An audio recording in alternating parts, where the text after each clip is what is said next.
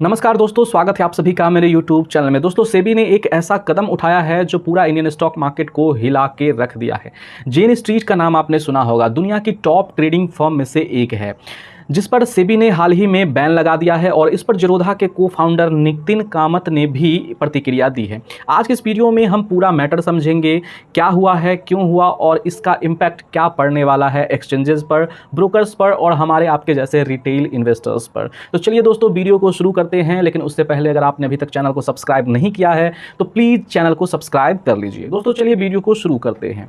जेन street का नाम आपने सुना होगा। जेन स्ट्रीट एक US based proprietary trading firm है जो इंडियन मार्केट में भी बहुत एक्टिवली ट्रेड करती थी का मतलब क्योंकि अब इसको मार्केट से बैन कर दिया है। स्पेशली एफएनओ यानी फ्यूचर एंड ऑप्शन में ये ट्रेड करती थी। 3 जुलाई 2025 को सेबी ने जेन स्ट्रीट पर इंटरिम बैन लगा दिया। इसका रीजन, सेबी के अकॉर्डिंग जेन स्ट्रीट ने एक्सपायरी के दिन यानी जब भी ऑप्शंस एक्सपायर होते हैं उस दिन प्राइस मैनिपुलेशन की, बैंक निफ्टी और निफ्टी जैसे इंडाइसेस में अननेचुरल मूवमेंट क्रिएट किया गया ताकि उनके पोजीशंस को फ़ायदा हो और हमारे आप जैसे रिटेल इन्वेस्टर्स को नुकसान हो। अब पता चला कि जो सेबी ने निकाला था डेटा, क्यों 93% ट्रेडर जो हैं वो अपना पैसा लूज़ करते हैं, वो इन्हीं ट्रेडिंग फर्म्स की वजह से।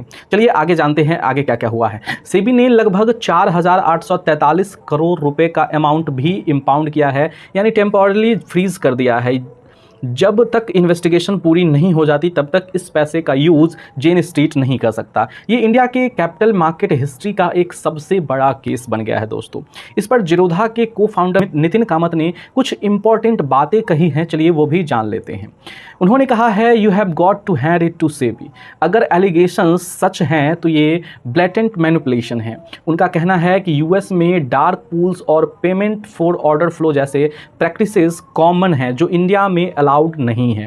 शायद इसी वजह से जेन स्ट्रीट ने इंडियन मार्केट में भी वैसा ही अप्रोच लिया। और सबसे बड़ी बात कि कामत ने कहा है कि इंडियन एफएनओ मार्केट का 50% वॉल्यूम ऐसे ही प्रॉप ट्रेडिंग फर्म्स जनरेट करती है।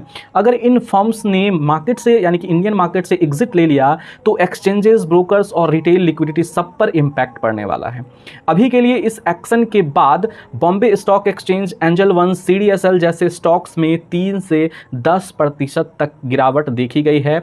शॉर्ट टर्म में बिड आस्क स्प्रेड बढ़ने का रिस्क है, वॉल्यूम्स गिर सकता है, लेकिन लॉन्ग टर्म में ये एक पॉजिटिव साइन भी हो सकता है। सेबी का स्ट्रॉन्ग रेगुलेशन मार्केट में ट्रस्ट बिल्ड करेगा लॉन्ग टर्म में।